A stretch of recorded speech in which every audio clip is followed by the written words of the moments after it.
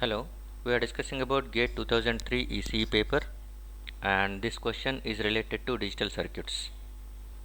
A 4-bit triple counter and a 4-bit synchronous counter are made using the flip-flops having a propagation delay of 10 nanoseconds each. If the worst case delay in the ripple counter and the synchronous counter be R and S respectively, then what is the value of R and what is the value of S? So what is the worst case delay in case of ripple counter, in case of synchronous counter? That we are going to find. Okay. So first of all we should know what is the difference between ripple counter and synchronous counter. Ripple counter is also called as asynchronous counter, and synchronous counter is nothing but where the difference is mainly synchronous counter is nothing but the original clock. The external clock is going to be given to all flip-flops at a time. Whereas in case of ripple counter, the original clock is going to be given to LSB flip-flop, and output of LSB flip-flop is going to be act as clock for the next one, and the output of that next one is going to be acting for the clock for the next higher bit. In that way it is going to be connected. Okay, so clock is only provided for the LSB flip-flop in case of ripple counter, and the clock for the other flip-flops are going to be taken from the output of previous flip-flop. Whereas in case of synchronous counters, clock is available for all the flip-flops at the same time. That is, all flip-flop clocks are going to be connected to the original clock. So if you are going to be looking with diagrams, so this is what the diagram we can represent. Okay, the first one, if you are looking at the first diagram, that is A. Let us assume it is a figure A, which is nothing but 4-bit ripple counter. 4-bit ripple counter, and below one is B, 4-bit synchronous counter.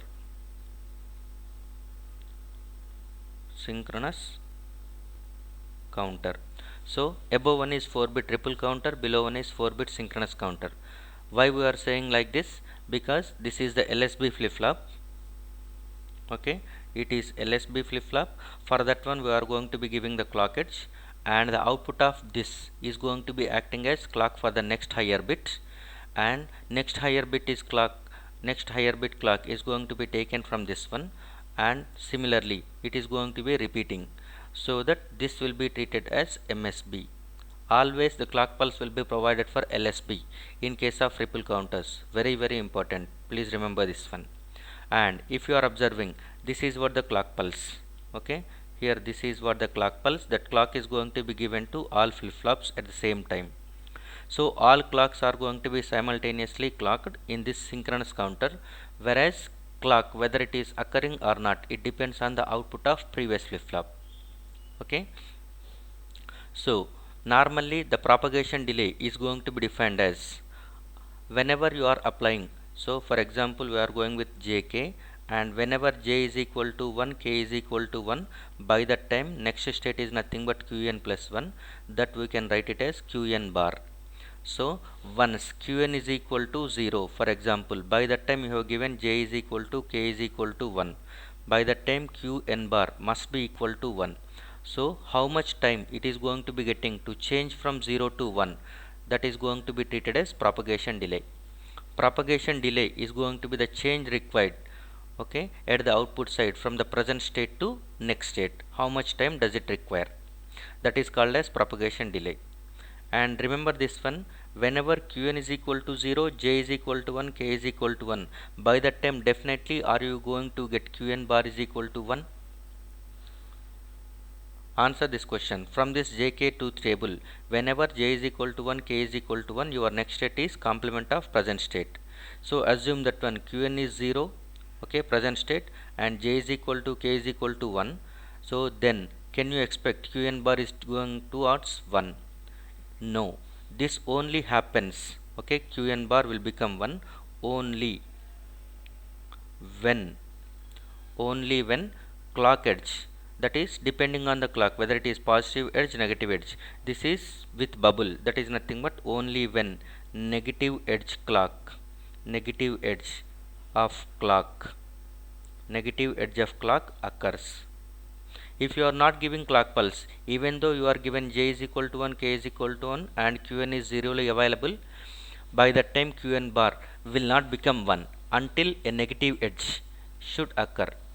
Okay, until a negative edge is going to be taking place, the output will not respond. So even though we are writing next state is going to be function of present state and present inputs, even though both are readily available, this is function of clock edge. It is that is implicit is nothing but it depends on clock. Okay, it depends on clock. Whenever clock edge occurs, then only this takes place, otherwise it won't take place. Remember that one. That is implicit function of clock. We don't specify anywhere clock, but actually if clock occurs, then only this next state is going to be depending on present state and present input. So based on that one, now final output is nothing but whenever A, B, C, D are going to be coming into the final states, that is nothing but stable states. Once you are applying a clock pulse, okay, if you are applying a clock pulse at that time, this output will change, this output will change, this one, A, B, C, D will change for one clock pulse, because the clock is provided for all flip-flops, so that A, B, C, D are going to be goes into stable. A, B, C, D gets into stable state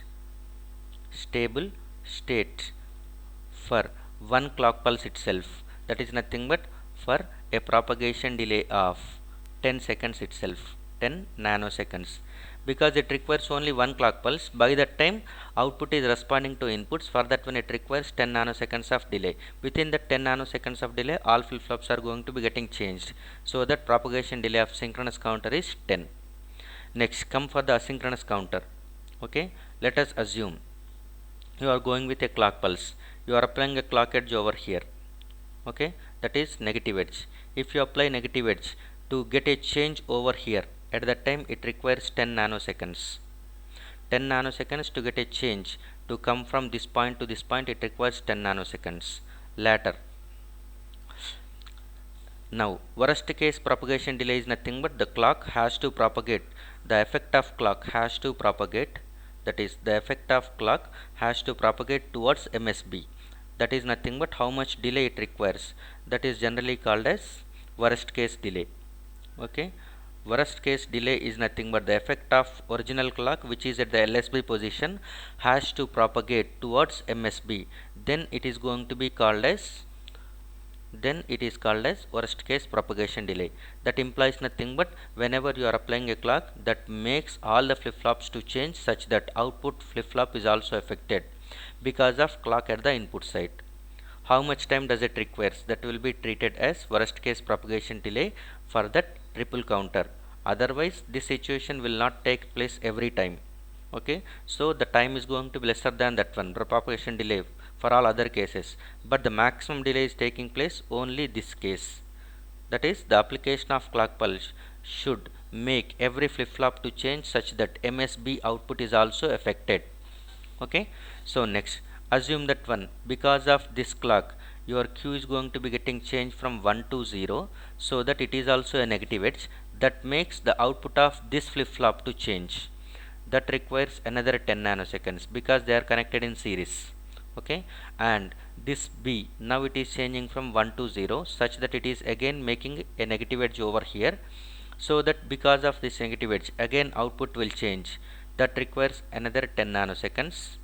Okay, and this output may change from 1 to 0 for the worst case, so that again there is a clock generated for this flip-flop. So because of that negative edge again output depends on the present input and present state, so again it requires 10 more nanoseconds.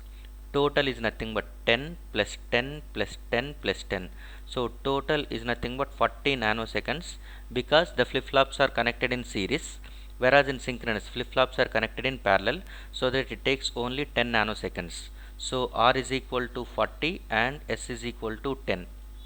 The propagation worst case propagation delay for ripple counter is 40 nanoseconds. Worst case propagation delay for the synchronous counter is 10 nanoseconds. So the right option for this question is B. Thank you.